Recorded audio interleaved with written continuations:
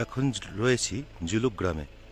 এটা হচ্ছে জুলুকের একটা রৌদ্রোজ্জ্বল সকাল। আজকে আমাদের জুলুকের শেষ দিন, এবার পরবর্তী গন্তব্য মানখিম। এবার আমরা জুলুক থেকে রওনা হচ্ছি 10:15 বাজে সকাল। পদমচেনের ইকো নেচার পার্ক। এটা একটা জুলুক গ্রামের রাতের দৃশ্য। 9400 ফুট ওপরে সিল্ক রুটের একটা দ্রষ্টব্য স্থান জুলুক। জুলুকে যে হোমস্টেটা দিয়েছে সেই হোমস্টেটা হচ্ছে এরকম। এপাশে একটা ডবল বেড রয়েছে, এপাশে একটা ডবল বেড রয়েছে। ওপর থেকে দেখে কিন্তু খুবই পরিষ্কার পরিচ্ছন্ন বলে মনে হচ্ছে এবং ঘরটা খুব মডার্ন বলে মনে হচ্ছে। বুকিং ছিল মুখিয়াতে, ওটা ভর্তি হয়ে গেছে বলে এই গঙ্গাসাগরে দিয়েছে। এইবার আমি বাথরুমটাকে দেখাচ্ছি। এখানে মিরর রয়েছে, বেসিন রয়েছে, ওয়েস্টার্ন টয়লেট রয়েছে, গিজার রয়েছে, আছে সবই।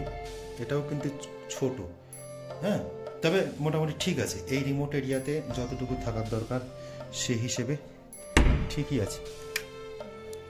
তাহলে হোমস্টেটা কি বললাম, খুব সুন্দর ঘর। বিছানাটা একটু অপরিষ্কার বলে মনে হলো, কিন্তু এখানকার খাওয়া দাওয়া ভালো ছিল, সে বিষয়ে কোনো সন্দেহ নেই। এখন রয়েছি জুলুক গ্রামে। এটা হচ্ছে জুলুকের একটা রৌদ্রোজ্জ্বল সকাল। রাত্রিবেলা না, অ্যাকচুয়ালি যখন সন্ধ্যেবেলা এখানে এসেছিলাম তখন পুরো জায়গাটা মেঘে ঢাকা ছিল। এসেছিলাম এখানে বিকেল 4:15, তখন সম্পূর্ণ মেঘে ঢাকা ছিল। এখানে 100 থেকে 150টা হোমস্টে আছে। মেন রাস্তা থেকে একটু নিচের দিকে নেমে সব হোমস্টেগুলো রয়েছে। এই হোমস্টেগুলোতে প্রচুর পরিমাণে অ্যাকোমোডেশন রয়েছে। এখানে এসে হোমস্টে নিতে কোনো অসুবিধা হবে না। বুক না করে আসলেও আপনারা এখানে হোমস্টে পেয়ে যাবেন এবং নিজেদের পছন্দ মতো হোমস্টেতে থাকতে পারবেন। এখানে 900 থেকে 1500 টাকার মধ্যে বিভিন্ন ধরনের হোমস্টে আছে এবং প্রত্যেক হোমস্টেতেই সব ধরনের মডার্ন ফ্যাসিলিটি আছে। প্রত্যেকটাতেই গিজার আছে এবং রুমগুলো খুব ভালো। খাওয়া দাওয়া তো খুবই ভালো, পাহাড়ি খাওয়া দাওয়া কখনোই খারাপ হয় না, খুবই ভালো। আপনারা এখানে আসলে পারে যথেষ্ট আনন্দ করতে পারবেন। তবে গ্রামের মধ্যে থেকে এই ভিউ এই রকম ধরনেরই দেখতে পাওয়া যায়। এই যে ব্রেকফাস্ট দিয়েছে রুটি আর ঘুগনি, এটা হচ্ছে এদের ডাইনিং এরিয়া। আমি ডাইনিং এরিয়াটাকে দেখিয়ে দিচ্ছি। এইটা হচ্ছে ডাইনিং এরিয়া, 5-6 জনের মিলে এখানে বসে খাওয়া যায়। আর এটা হচ্ছে এদের কিচেন এরিয়া। किचन मैडम जी अच्छे से सर्विस दे रहे हैं। এটা কিচেন, এটা খাবার জায়গা ভালো, খুবই ভালো। तो इतना अच्छा लगा, नंबर बंदे हमको भी आप लोग बहुत अच्छा लगा, कोई दिक्कत नहीं दिया। होमस्टे का नाम और फोन नंबर होमस्टे का नाम गंगासागर होमस्टे, फोन नंबर बोल दीजिए।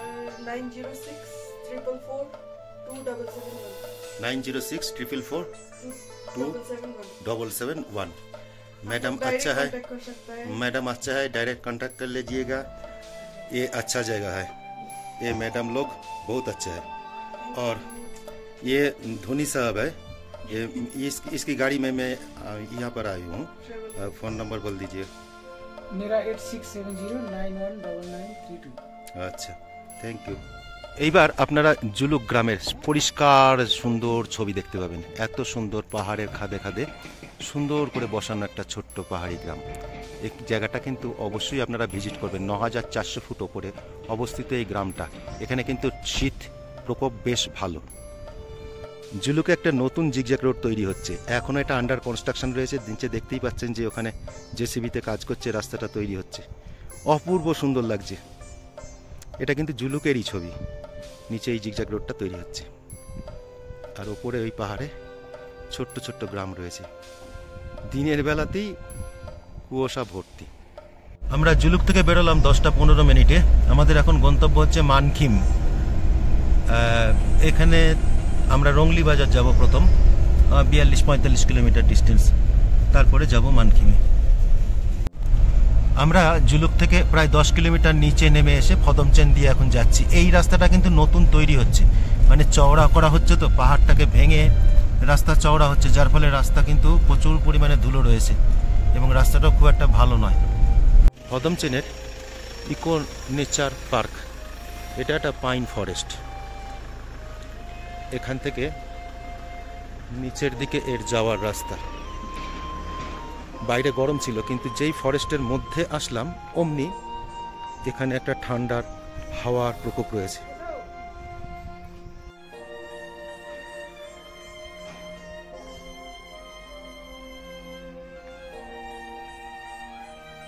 এই জায়গাটা হচ্ছে পুরো ঘন পাইনের জঙ্গল। এর নিচে কোনো সূর্যের আলো প্রবেশ করে না। এখানে অনেকগুলো বসার জায়গা রয়েছে। আমাদের মতো যারা ট্যুরিস্ট তাদের তো এখানে এসে বসে সময় নষ্ট করার মতো সময় থাকে না, ওই 2-5 মিনিটের জন্য। পাইন বনের মধ্যে সূর্যের আলো মোটেই প্রবেশ করে না। এখানে কিন্তু যথেষ্ট ঠান্ডা। এখানে রাস্তায় কাজ হচ্ছে, প্রচুর ধুলো উঠছে। আর এটা হচ্ছে ইকো নেচার পার্কের পাইন ফরেস্ট। গহন অরণ্য বলতে যা বোঝায়, সূর্যের আলো পৌঁছায় না দিনের বেলাতে। এই রাস্তায় কাজ হওয়ার জন্য না, এখানে পুরো রাস্তাটাই এখন খারাপ অবস্থায় রয়েছে। এই যে রাস্তাটা চওড়া করার জন্য পুরো পাহাড় উপর থেকে কেটে নামিয়ে রাস্তাকে চওড়া করছে। আর এই রাস্তায় ধস হয়েছিল, রাস্তা একেবারেই খারাপ রয়েছে। এই জুলুকের পরের থেকে রাস্তা বেশ কিছু কিলোমিটার, এখনো পর্যন্ত 12-13 কিলোমিটার আসলাম। পুরো রাস্তাটাই খারাপই রয়েছে। পুরো রাস্তা জুড়েই এখানে পাহাড় কেটে রাস্তা চওড়া করছে বিআরও।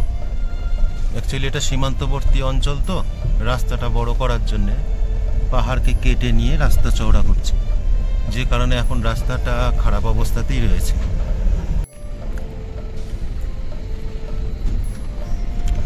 পদমচেনের রাস্তার দুধারেতেই হোমস্টে আছে।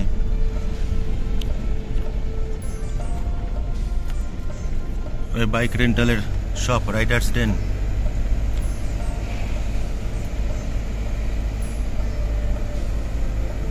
রাস্তার দুপাশে এখানে ছোট বড় বিভিন্ন হোমস্টে রয়েছে।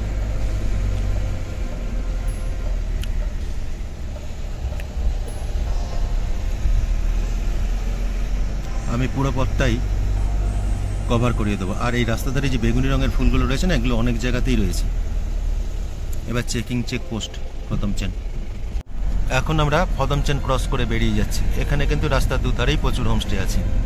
এই জায়গাটা অপেক্ষাকৃত নিচেতে অবস্থিত, মানে 7000 ফুটের আশপাশে অবস্থিত, সেই জন্য এখানে ঠান্ডাটা কম। জুলুক যেমন 9400, যার ফলে ওখানে ঠান্ডার প্রকোপটা অনেক বেশি। এই যে এইভাবে রাস্তাগুলোকে কেটে কেটে রাস্তাকে বড় করার জন্য এরা ব্যবস্থা করছে বিআরও। ফরেস্ট চেকপোস্টটা পেরিয়ে আসলো।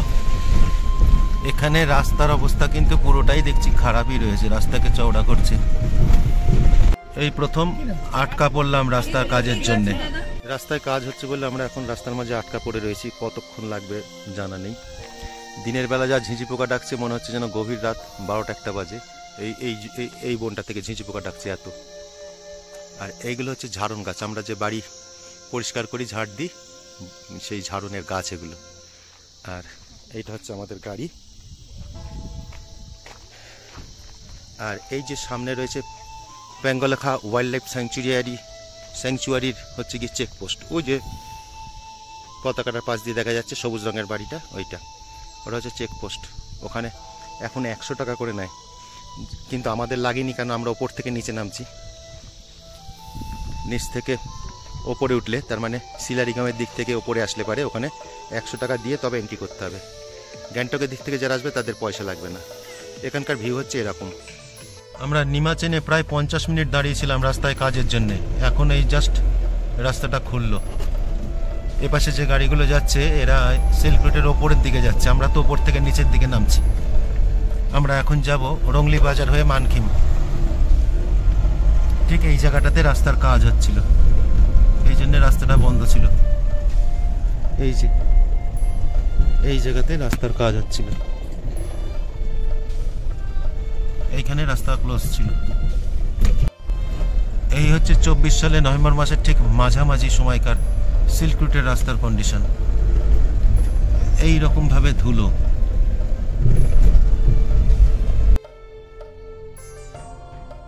এখন আমরা রংলির পথে যেতে যেতে আপনাদের সিল্ক রুটের ব্যাপারে কিছু গুরুত্বপূর্ণ ইনফরমেশান দিয়ে রাখছি। আপনারা নিচের দিক থেকে, তার মানে ঋষিখোলা, সিলারিগাঁও, ইচ্ছেগাঁও এই সমস্ত দিক থেকে যদি আপনারা সিল্ক রুট কভার করেন, তার মানে জুলুকের দিকে আসেন বা নাথুলা পাসের দিকে যান বা ওই দিক থেকে কুকুপ লেক বাবা মন্দিরের দিকে যান, তাহলে আপনাদের গাড়ি পিছু এক্সট্রা কিছু খরচা আছে যেগুলো উপর থেকে নিচে নামলে আপনাদের করতে হবে না। সেই খরচাগুলো হলো, আপনাদের একটা অক্সিজেন সিলিন্ডার 600 টাকার বিনিময়ে নিতে হবে। পেঙ্গালেখা ওয়াইল্ড লাইফ স্যাঞ্চুরিতে 100 টাকা মাথা পিছু আপনাদের প্রবেশ মূল্য লাগবে। তার মানে গাড়িতে যদি 6 জনা থাকেন তাহলে হিসেব করে নেবেন আপনাদের কত টাকা বেশি খরচা করতে হবে। আমরা যেহেতু গ্যাংটকের দিক থেকে নাথুলা, বাবা মন্দির, জুলুক হয়ে আমরা নিচের দিকে আসছি, সে কারণে আমাদের এই পয়সাগুলো একটিও বেশি খরচা করতে হয়নি। তার মানে আমাদের অক্সিজেন সিলিন্ডার, পেঙ্গালেখা ওয়াইল্ড লাইফ স্যাংচুরি কোনো প্রবেশ মূল্য লাগেনি। এবারে আসছে লিংথাম। এখান থেকে 6 কিলোমিটার ডিস্টেন্স লিংথামের।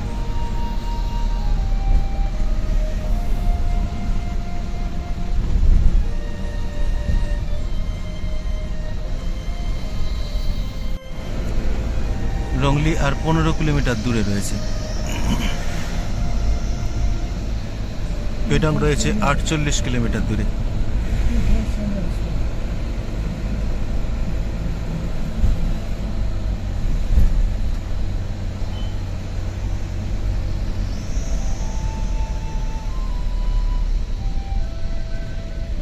এবার আমরা ফলসের কাছে চলে এসেছি। এইটাই এই রাস্তার একমাত্র ফলস, কিউখোলা ফলস। কোনো জল নেই এখন, কেননা শীতকাল প্রায় পড়ে গেছে, এখন জল কম। এখন আমি এসে দাঁড়িয়েছি কিউখোলা ফলসের সামনে। এটা রংলি বাজার থেকে 12 কিলোমিটার দূরে আর লিংথাম থেকে 6 কিলোমিটার দূরে অবস্থিত। এটা এই সিল্ক রুটের একমাত্র বড় ঝর্ণা। এখন শীতকাল, ওই জন্য ঝর্ণার জল কম রয়েছে। এখানে চারপাশে ছোট ছোট কিছু দোকানও রয়েছে। ঝর্ণার জলটা উপর থেকে পড়ে এপাশে কালভার্টের নিচ দিয়ে এইভাবে চলে যাচ্ছে। এই সামনে কিছু ছোট ছোট দোকানও রয়েছে।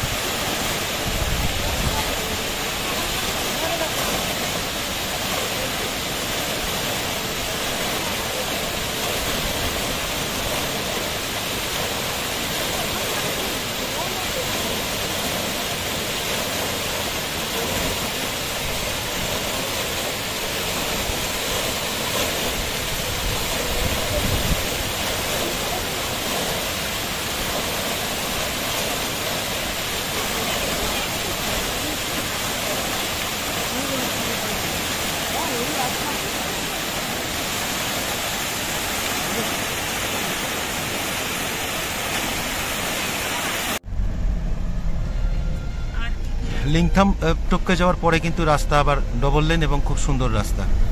কিন্তু জুলুক থেকে লিংথাম পর্যন্ত রাস্তার কাজ হওয়ার জন্য ওখানকার রাস্তাটা যথেষ্টই এখন খারাপ হয়ে রয়েছে। হয়তো মাস 6 বাদে রাস্তাটা ভালো হয়ে গেলে তখন আর রাস্তা অসুবিধা হবে না। যারা সিলারিগাঁওয়ের দিক থেকে সিল্ক রুটে প্রবেশ করবেন তাদের এই লিংথাম চেকপোস্টে প্রথম ডকুমেন্টস জমা দিতে হবে, মানে পারমিট জমা দিতে হবে।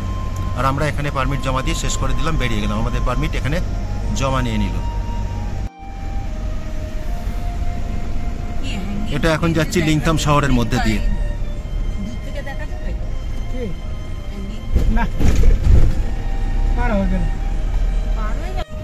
রাস্তার সৌন্দর্য কিন্তু এই দিকটাতে আস্তে আস্তে ধীরে ধীরে কমে যাচ্ছে। জুলুকের উপরের দিকটা যত সুন্দর ছিল রাস্তা, এই দিকের রাস্তার সৌন্দর্য ধীরে ধীরে কমে যাচ্ছে।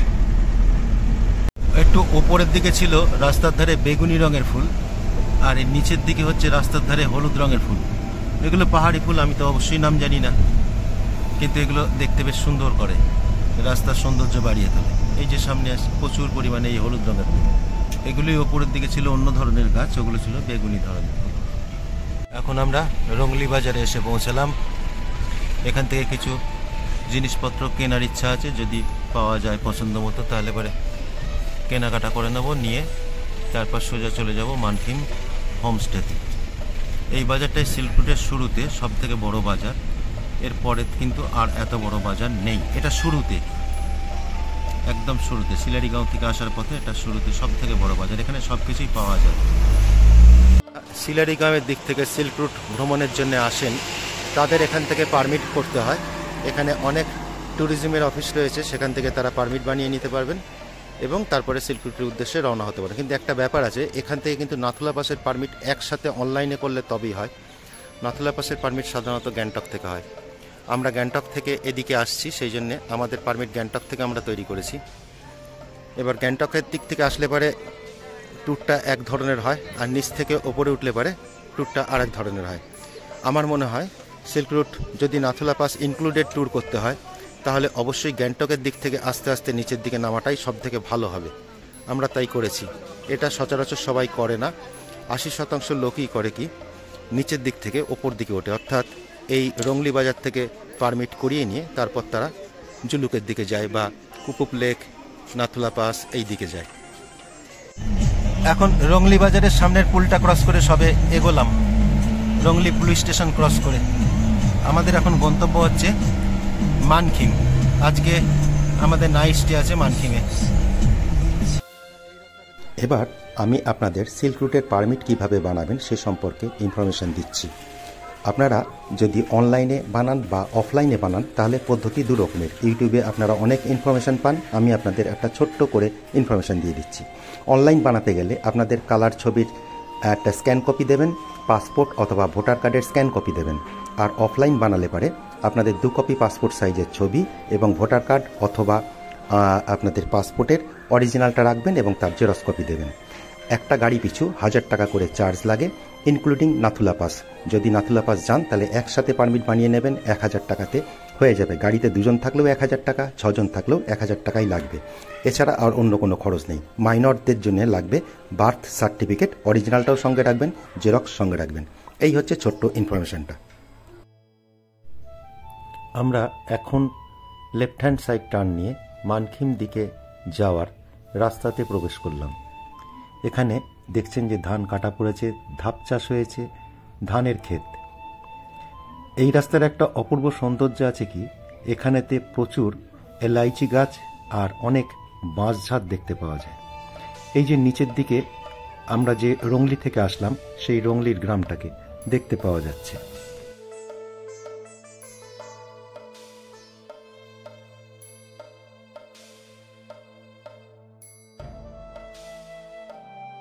আমরা রংলি থেকে যে মানখিমের দিকে যাওয়ার রাস্তাতে উঠলাম, এই রাস্তাটা কিন্তু আস্তে আস্তে ক্রমশ চড়াই অর্থাৎ ওপর দিকে উঠছে, কারণ মানখিমের হাইট রংলির থেকে অনেকটাই বেশি। আমরা কিন্তু আড়িতারে স্টে নিইনি, তার পেছনে কারণ হচ্ছে আড়িতার একটা জনবহুল জায়গা, সেখানে পর্যটকের সংখ্যা বেশি। কিন্তু মানখিম হচ্ছে একটা নির্জন পাহাড়ি গ্রাম এবং সেটা অনেকটা ওপরে অবস্থিত হওয়ার জন্যে মানখিম থেকে নিচের আড়িতারের সম্পূর্ণ সুন্দর দৃশ্য একদম চোখের সামনে সুন্দরভাবে দৃশ্যমান হয়। আমরা আমাদের বাঁ দিকে মানখিম হেলিপ্যাড গ্রাউন্ডকে ছেড়ে গেলাম।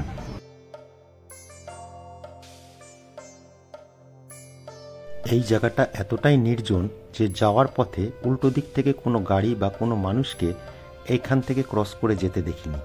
এতটাই নির্জন জায়গা এবং প্রকৃতি তার সম্পূর্ণ রূপকে উজাড় করে দিয়েছে। বলতে বলতে সামনে দিয়ে একটা বাইকার গেল। নিচে রংলি গ্রামের সাথে আমাদের দূরত্ব ক্রমশ বেড়ে চলেছে। আমরা আস্তে আস্তে আরো ওপরের দিকে উঠতে লাগলাম। এই যে গাছগুলো দেখছেন এগুলো এলাইচি গাছ, এর গাছের গোড়ায় এলাচ হয়। এখানকার জনবসতির সংখ্যা খুবই কম। রাস্তার ধারে ছোট ছোট 2-1টা বাড়িঘর ছাড়া আর কোনো প্রচুর পরিমাণে জনপদ যে আছে তা কিন্তু নেই। সিল্ক রুট থেকে মানখিমের দূরত্ব মোটামুটি 15 কিলোমিটারের আশপাশে হবে। রংলি ছিল 4200 ফিট আর মানখিম হচ্ছে 6700 ফিট উচ্চতায়, যার ফলে রংলি থেকে মানখিমের শীতলতা অনেকটাই বেশি। এখানে বেশি শীত অনুভূত হয়। এই রাস্তায় যাওয়ার পথে অসংখ্য বন্য ফুল গাছের দর্শন পাওয়া যায়। এছাড়া বিভিন্ন ধরনের পাহাড়ি গাঁদা বা আমাদের এখানে যে গাঁদা ফুলগুলো ফোটে তারও দুই একটা দেখতে পাওয়া যায়।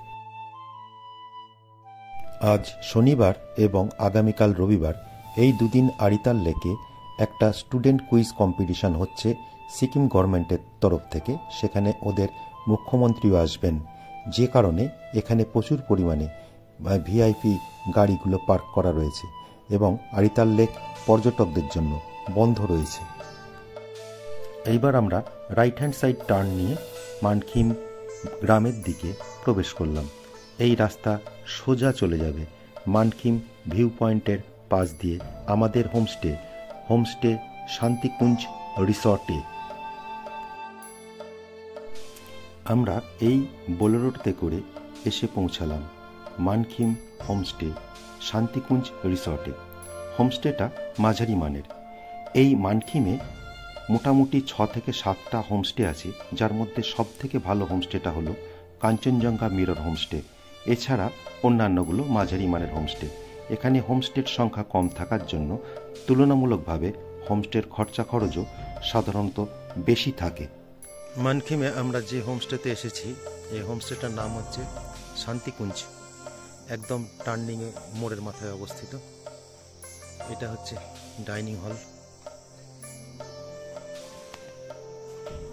এই যে ধনী ভাই বসে বসে লাঞ্চ করা হয়ে গেল। এখন বাজে হচ্ছে 3:52। এই হচ্ছে ডাইনিং হল। কি কি দিচ্ছে মেনু দেখাচ্ছি।